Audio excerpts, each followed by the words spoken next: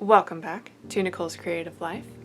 Today we're going to work on some drawing. It is a balmy Sunday in July, so it's a good day to stay in and do some art projects. Now, I have some projects coming up that involve the human figure and some portraits, so I want to get back into drawing, and I thought what better time than to sort of give you an introduction into drawing. And I can't tell you how many people have told me, I can't draw, you wouldn't want to see me draw, I only do stick figures. Well, perfect. That's where you start. You don't just come out of the gate doing fully developed, skillful portraits and landscapes. Like any skill, it takes practice. And they are muscles that you have to work. Now, drawing is all about seeing the world around us, processing it with our minds, and translating it with our hands. So what we're going to do is just do some simple warm-ups, but before that, I'm going to introduce you to a few tools of the trade. Now, you don't need much to get started. You literally can draw with just about anything, any pencil, pen, marker, but typically what you'll likely have is a pencil. Now, graphite comes in many forms, and the typical number 2 pencil that you have is what is called an HB pencil. Now, graphite is graded on the HB scale. H is for hardness and B is for blackness. Now, a number 2 pencil is rated HB. It is both hard and black. It is the middle C, if you're thinking in musical terms. It's the middle C of the graphite scale. It is just sort of the perfect in-between. But as you'll find with different projects, you'll want to use different leads. So if you tend toward finite drafting, and whether you're doing architectural design or drawing something with very fine lines and hair or grass blades, you'll want to go up in the H scale. So you can get H, HH, 2H, 4H, 6H. Now a 6H will be harder than a 2H. And same applies on the blackness scale. Now the B scale is for softness. And so it goes B, there's 2B, 4B, 6B, and a 6B will be much softer than a 2B. And those are good for shading and doing much softer applications, much darker and richer tones. And so just experiment and see what works best for you. Now, my favorite pencil to use is this one. My drawing life changed when I met this guy right here. This is an ebony pencil. It is some of the richest, just blackest, softest lead. It's wonderful. This is a Sanford Design Ebony, jet black, extra smooth. It's one of my favorite go-to tools when I want to do portraits. So get yourself a good sharpener. This is a multi-sharpener, so it can do for small pencils and large ones. Get yourself a good eraser. We all make mistakes. This is one of my favorites. This is the Papermate Tough Stuff. It is a retractable and clickable eraser. So, ta-da! And then hold down and you can push it back down. So this is great because your eraser on a pencil is the first thing to go. And I think that's why many art pencils don't even put an eraser on them anymore. They just know you're going to use an external eraser. You're going to make lots of mistakes. Also, the Pure Maped eraser, it usually looks like a triangle. It's a hard white eraser. You can get it to a good point and erase down to the white paper. From really black lead, you can lift and get that paper back. Mine has been well used and is almost a circle by now.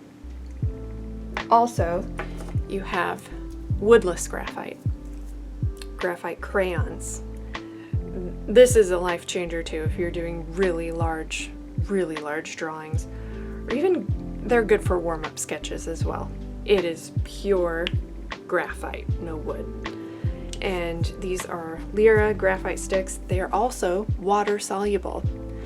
So I sometimes laugh to myself when people say, oh, I can draw, but I can't paint. Or, oh, I can paint, but I can't draw.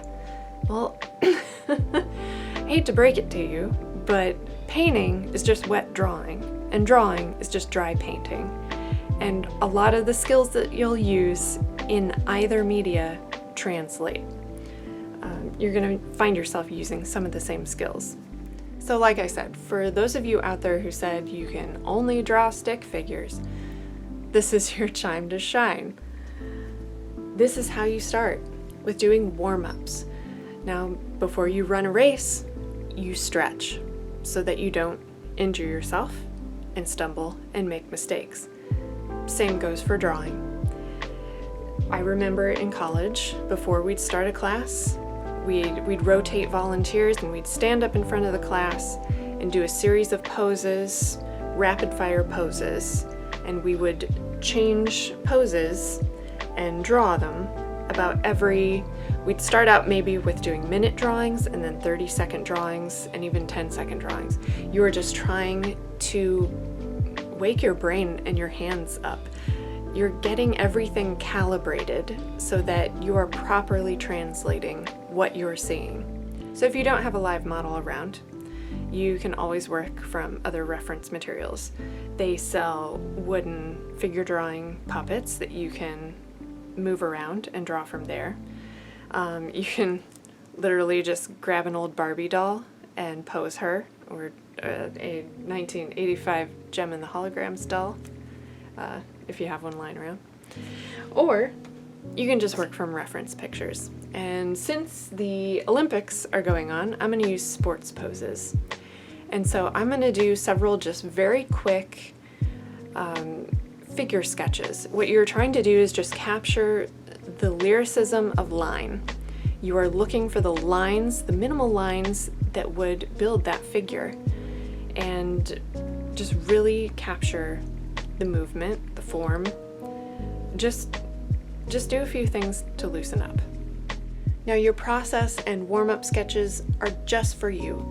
No one's going to see them, so make as many mistakes as you want. Don't use nice paper. This is just some 8.5 by 11 scrap paper that I had lying around in my studio.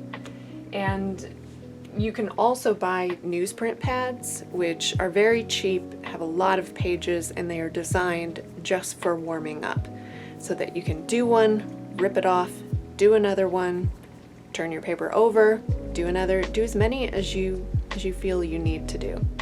Let's get started.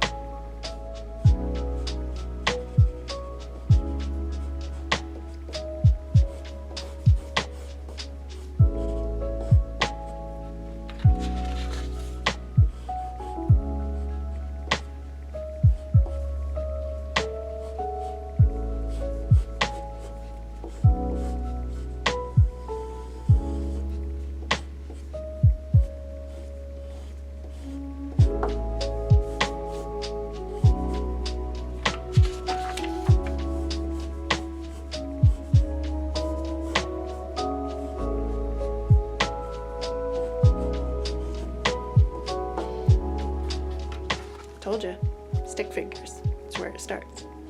Now that I'm warmed up, I'm going to move on to something more detailed. I'm going to focus in on portraiture. So I wanted to get more practice drawing faces, and thank you to all of you who sent me black and white photos of yourselves or your children. Photographs fidget far less than real people. The face is a truly amazing feature of the human body. I mean, if you think about it, most all of us have 2 eyes, a nose, a mouth, 2 ears. And there are infinite variations. You move any piece of the puzzle a fraction of a millimeter, and it seems like you get a completely different face. So every face is a unique snowflake. If you want to get better at drawing, draw, and draw often. Keep a sketchbook handy. I usually always have one nearby my workspace because I get hit by tiny ideas, crazy ideas, and I have to write them down and capture them because they will disappear like smoke. And you have to capture that instance of smoke because it will never be quite that same again. So grab inspiration when it hits you, and the best way to do that is with a simple drawing or a sketch. So let's do some faces. Now for these practice portraits, I'm not going to focus on blending and shading. I will pay attention to shadows, but I'm mainly looking for how the features of the face relate to each other and what makes that face unique. Drawing truly is about seeing. You should be looking at the thing you're drawing far more than you're drawing. Drawing is fine and well, but if you're not really paying attention to what you're drawing, it's not going to look anything like it. It's going to just be sort of a product of your imagination in your hand and not really your eyes. So I'm not going to use my eraser for this. This is just, I will do a face, move on to the next one, to the next one, to the next one, and just practicing calibrating my eyes, my mind, and my hands to truly capture what I am seeing and translating it properly. Now, different artists pay attention to different things. Some are focused on expression, others are focused on the texture, proportions. There are a lot of different things to pay attention to when you're drawing, and you will find yourself gravitating toward one or the other. I mean, when it comes to animation, you are looking for broad strokes and not so much focused on detail. Some people who love to do photorealistic drawings really focus in on every hair, every pore, every eyelash. I'm somewhere in between, and I think most drawing artists are, where we like to do something somewhat realistic, but add a bit of personality to it. If you're not adding some bit of personality to your drawing, then you may as well just take a photograph. So let's get started. Enough talking, more drawing. For these portraits, I'm going to do them in the order that people sent me their photos, so it's a little bit of randomness to it.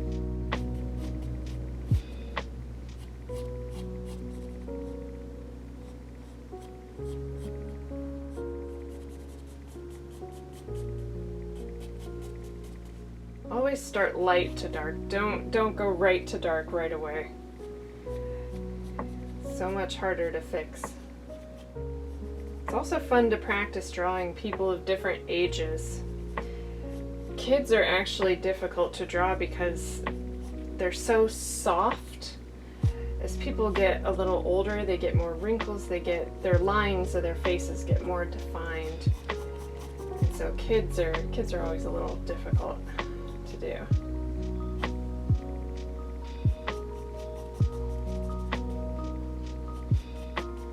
If you really want to get to know somebody, draw them.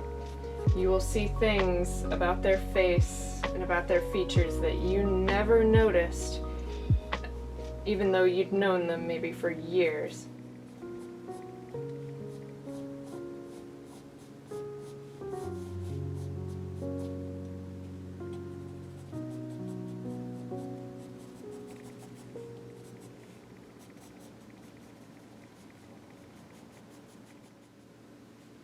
Now, all the while when you're drawing, you are paying attention to how every element is relating and the spatial relationships between them. How far away the eyes are from the nose, from, you know, this shadow in relation to, you know, the mouth, and this nostril, and how it lines up with the eyes. So you're always making note of how everything relates to everything else, because they're all pieces of this whole. This guy's got a little, he's got a little twinkle in his eye. He's also wearing glasses, so this is going to be a little bit of a challenge. Just try to stay loose, keep it very sketchy. Don't do your hard lines until the very end, if ever, on some of these sketches. Sometimes it helps to blur your eyes too. I'm nearsighted, so all I need to do is look beyond my glasses and the world's a blur, so that helps you to see shadows more clearly. Glasses are so hard to get symmetrical in a drawing.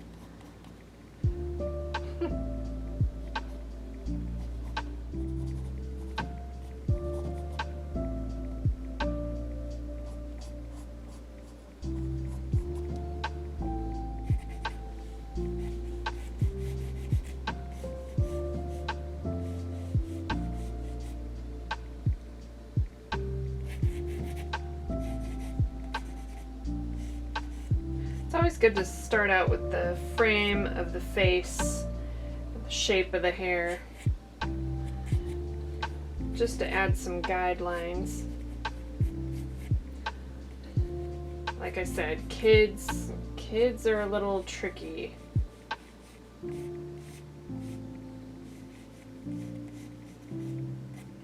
Kids usually have to keep them pretty soft. If you add too many lines, they start to look like old men.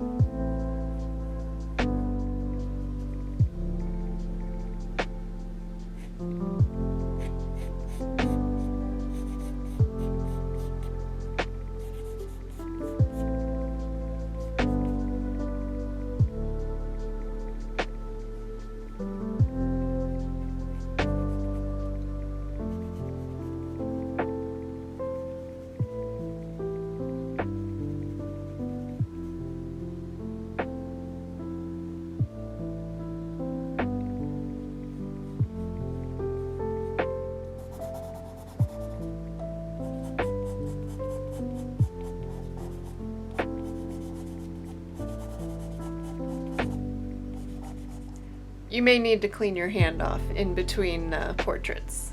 Just use an eraser. It works fine.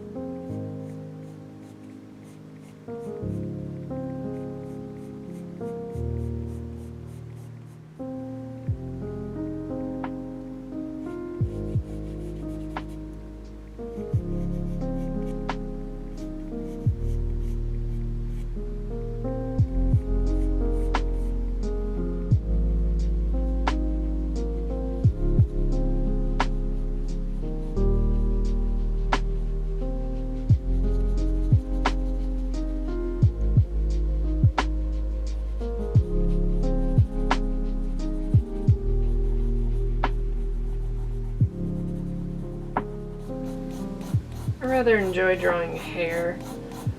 Something very satisfying about just repeating scribbles and scratch marks over and over again. Hair is kind of like the landscape of the face. You can be a little messier with it, you can fudge some areas. 'Cause that's the nature of hair. It moves in a general direction, but then it can get tangled, can get out of place, so imperfection comes naturally. And this man right here knows his hair.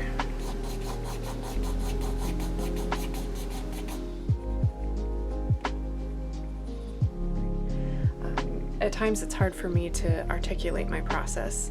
While I'm drawing, my brain is usually doing math. It is seeing if the corner of the mouth relates to the eye, relates to the ear. Is the tone of the ear darker or lighter than the eye? How about under the nose? Is there a shadow? Like, that is my brain process while I'm drawing. And so sometimes I don't always stop and tell you what I'm doing. These are some pretty loose 20 to 30 minute sketches. If I was doing an actual commissioned portrait, it would take several more hours. I'd use nicer paper and a few more tools of the trade. But because I do art to relax and not for added stress, that's why I don't usually pursue commissions, because getting an accurate likeness is stressful. Now, you cannot see the pictures that I am working from, so you actually don't know if it's a true likeness or not. I'd say these are about 2/3 to 3/4 of the way there. There are some things I would definitely finesse or erase and try again. But for those of you who are these people, I think you can tell it's you. I'm going to do one more right here for this session. I'm going to go out of order of the photos sent because the next several were children and I don't want to do all children. So I'm going to pick a friend of mine and we'll see what happens.